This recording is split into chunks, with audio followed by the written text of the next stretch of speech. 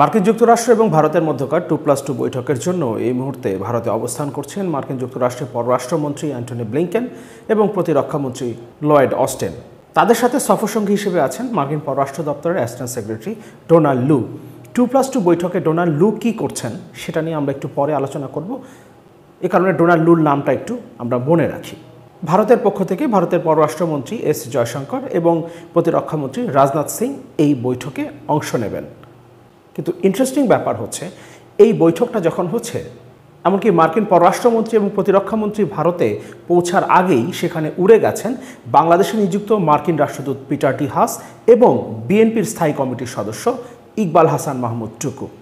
ভারত এবং মার্কিন যুক্তরাষ্ট্রের মধ্যকার 2+2 বৈঠকের সময় বাংলাদেশে মার্কিন রাষ্ট্রদূত পিটার হাস এবং বিএনপির স্থায়ী কমিটির সদস্য ইকবাল হাসান মাহমুদ টুকু সংক্ষিপ্ত সফরে ভারতে কি করছেন সেটা আমাদের জন্য খুবই গুরুত্বপূর্ণ।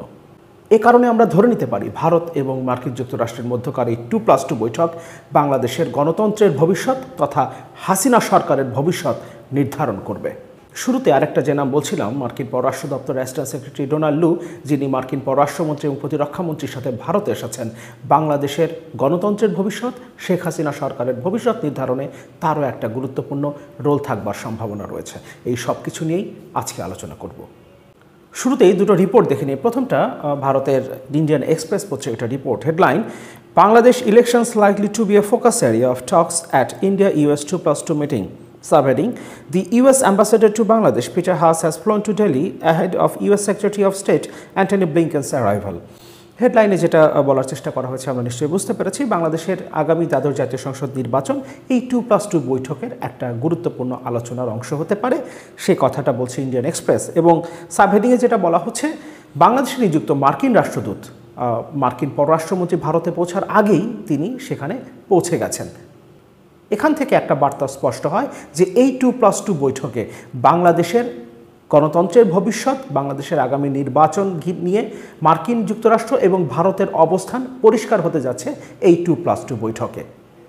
পুরো রিপোর্টটা আমি পড়ছি না। এই রিপোর্টে যেটা বলার চেষ্টা করা হয়েছে, বাংলাদেশে চীনের যে ক্রমবর্ধমান ইনফ্লুয়েন্স, সেই ইনফ্লুয়েন্স ঠেকানোর ক্ষেত্রে ভারত এবং মার্কিন যুক্তরাষ্ট্রের কমন ইন্টারেস্টের জায়গা রয়েছে এবং উভয় পক্ষই এটা বুঝতে পারে যে শেখ হাসিনা যদি আরও একবার গায়ের জোরে ক্ষমতায় টিকে যায় তাহলে তারা পুরোপুরি চীনের দিকে ঝুঁকে যাবে এবং সেটা মার্কিন যুক্তরাষ্ট্র এবং ভারত উভয়ের জন্যই অত্যন্ত বিপজ্জনক হয়ে উঠতে পারে। ভারতের আঞ্চলিক স্থিতিশীলতা এবং ইন্দো প্যাসিফিক অঞ্চলে মার্কিন যুক্তরাষ্ট্রের যে প্রভাব, সেখানে চীনের সাথে শেখ হাসিনা সরকারের যে ক্লোজ রিলেশন, সেটা একটা নেতিবাচক প্রভাব ফেলতে পারে। এই কারণে চীন ঠেকাও নীতিতে মার্কিন যুক্তরাষ্ট্র এবং ভারতের অবস্থান এক এবং বাংলাদেশে চীনের এই ইনফ্লুয়েন্স ঠেকানোর একমাত্র পথ এখানে গণতন্ত্র পুনঃপ্রতিষ্ঠা করা, একটা অবাধ, সুষ্ঠু, নিরপেক্ষ এবং অংশগ্রহণমূলক নির্বাচনের মাধ্যমে বাংলাদেশে ক্ষমতার পালাবদল।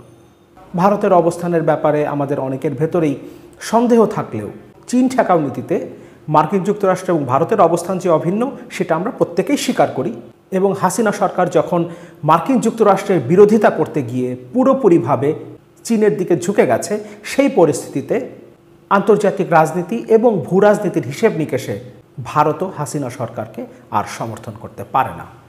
ভারতের ইন্ডিয়ান এক্সপ্রেস পত্রিকা সেই কথাই বলছে এবং এই রিপোর্টে আরও বলা হয়েছে মার্কিন পররাষ্ট্রমন্ত্রী অ্যান্টনি ব্লিংকেন, প্রতিরক্ষামন্ত্রী লয়েড অস্টিন, ভারতের পররাষ্ট্রমন্ত্রী এস জয়শঙ্কর এবং প্রতিরক্ষামন্ত্রী রাজনাথ সিংয়ের মধ্যে যে 2+2 বৈঠক, এই বৈঠকে বাংলাদেশের গণতন্ত্রের ভবিষ্যৎ নির্ধারণ হতে যাচ্ছে। আরেকটা রিপোর্ট একটু দেখি, এটা আমাদের মানবজমিন পত্রিকার রিপোর্ট। এখানে ভারতের হিন্দু পত্রিকাকে দেয়া বিএনপির স্থায়ী কমিটির সদস্য ইকবাল হাসান মাহমুদ টুকুর একটা সাক্ষাৎকার উল্লেখ করা হয়েছে। হেডলাইন করেছে, দ্য হিন্দু রিপোর্ট: 1971 সালের মতো আবারও ভারতের উচিত বাংলাদেশের গণতন্ত্রকে সমর্থন করা। তিনি এখানে সাক্ষাৎকারে কি বলেছেন সেটা গুরুত্বপূর্ণ না, যতটা গুরুত্বপূর্ণ এই মুহূর্তে যখন ভারত এবং মার্কিন যুক্তরাষ্ট্রের পররাষ্ট্রমন্ত্রী, প্রতিরক্ষামন্ত্রী পর্যায়ের 2+2 বৈঠক হচ্ছে এবং যেখানে রেজিম চেঞ্জ এক্সপার্ট হিসেবে পরিচিত, এমনকি পাকিস্তানের রেজিম চেঞ্জের জন্য অর্থাৎ ইমরান খান সরকারকে হটানোর জন্য যাকে দায়ী করা হয়, সরাসরি ইমরান খান যাকে দায়ী করেছেন, সেই মার্কিন পররাষ্ট্র দপ্তরের অ্যাসিস্ট্যান্ট সেক্রেটারি ডোনাল্ড লু আছেন, ঠিক সেই সময় বিএনপির স্থায়ী কমিটির সদস্য ইকবাল হাসান মাহমুদ টুকু দিল্লিতে অবস্থান করছেন।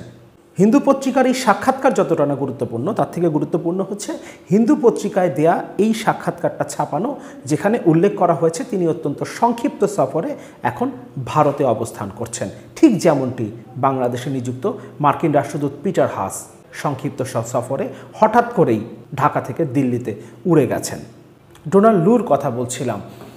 পাকিস্তানে যখন ইমরান খান সরকারের পতন হয়, তখন ইমরান খান সরাসরি অভিযোগ করেছিলেন তার সরকারকে সরানোর জন্য সবচেয়ে বড় ভূমিকা পালন করেছেন মার্কিন পররাষ্ট্র দপ্তরের এই অ্যাসিস্ট্যান্ট সেক্রেটারি ডোনাল্ড লু।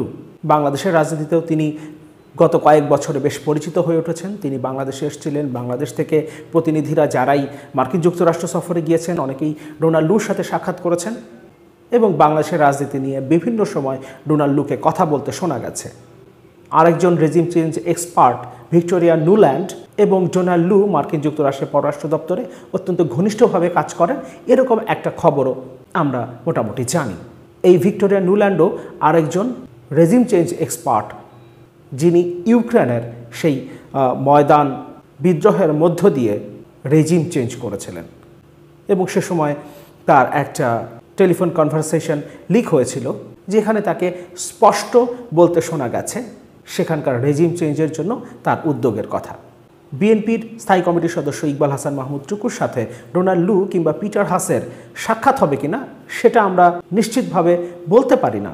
তবে সার্কামস্ট্যান্সিয়াল এভিডেন্সকে যদি আমরা কনসিডারেশনে নেই, তাহলে এটা আমরা ধরে নিতে পারি এই 2+2 বৈঠক, ডোনাল্ড লুর ভারতে আসা, বাংলাদেশে নিযুক্ত মার্কিন রাষ্ট্রদূত পিটার হাসের দিল্লিতে উড়ে যাওয়া এবং ইকবাল হাসান মাহমুদ টুকুর সংক্ষিপ্ত সফরে এই মুহূর্তেই ভারতে আসা, এই বিষয়গুলো একটা আরেকটার সাথে সম্পর্কযুক্ত। আর সেটা যদি হয় তাহলে আমরা ধরেই নিতে পারি মার্কিন যুক্তরাষ্ট্র এবং ভারতের মধ্যকার এই 2+2 বৈঠক এবং এই বৈঠকের পাশাপাশি আরও যে বৈঠকগুলো হচ্ছে, যেগুলো সম্পর্কে হয়তো আমরা অফিসিয়ালি জানতে পারবো না, কিংবা এই 2+2 বৈঠকেও বাংলাদেশ নিয়ে যদি কোনো আলোচনা হয়ে থাকে সেটাও হয়তো আমরা অফিসিয়ালি জানতে পারবো না, এটা ইন্ডিয়ান এক্সপ্রেসও বলছে। কিন্তু আমরা ধরে নিতে পারি এখান থেকেই বাংলাদেশের গণতন্ত্রের ভবিষ্যৎ, শেখ হাসিনা সরকারের ভবিষ্যৎ নির্ধারিত হতে পারে।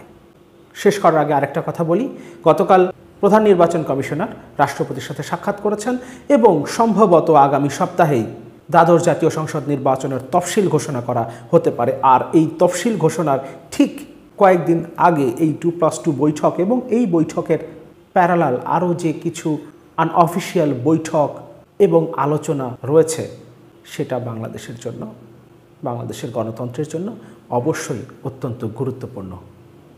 বাংলাদেশকে ঘিরে শেখ হাসিনা সরকারকে নিয়ে ভারতের অবস্থান বর্তমানে কি, সেটা নিয়ে আমি নিজে বেশ কয়েকবার কথা বলেছি, কি হতে পারে সেটা নিয়ে আলোচনা করেছি। প্রচণ্ড রকম অ্যান্টি ইন্ডিয়ান সেন্টিমেন্ট অবশ্যই বাংলাদেশিদের মধ্যে রয়েছে, আমাদের মধ্যে রয়েছে, সেটা আমরা জানি এবং এখনও অনেকে এ ব্যাপারে বায়াসড যে শেষ পর্যন্ত ইন্ডিয়া হয়তো আওয়ামী লীগ সরকারকে সমর্থন করবে।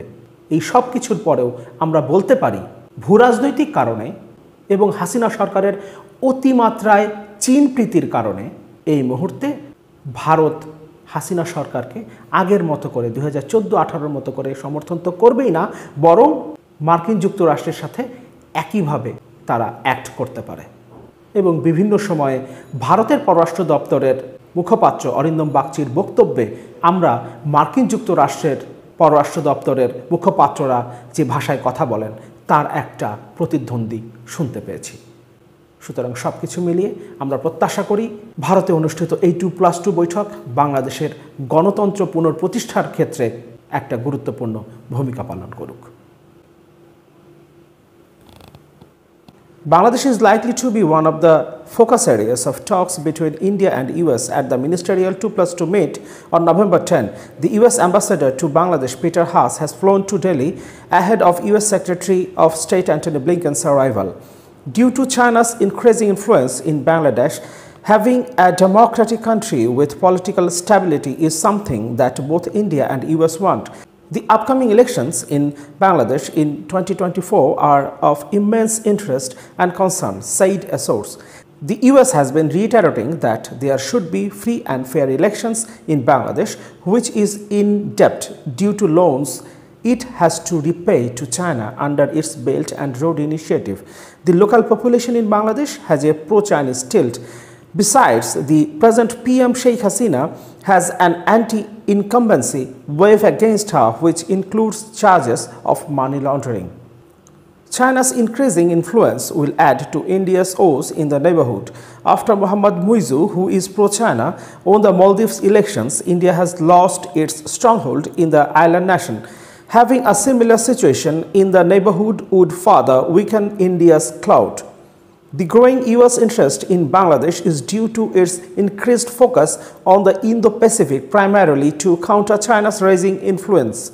The US has expressed interest in capacity building in Bangladesh, which includes defense and economic collaborations and investment, says a source.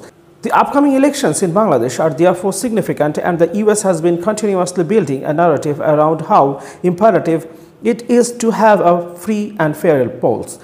It may be recalled that the US had imposed sanctions in Bangladesh in 2021 over human rights issues. In January this year, a Russian ship, Ursa Major, carrying goods for Bangladesh nuclear power plant in Rupur was prevented from berthing at the Mongla port as the ship was under sanctions. Meanwhile, in the past few years, China has developed Bangladesh's first submarine base worth $1.2 billion at Pekwan, Cox's Bazar district of Chittagong.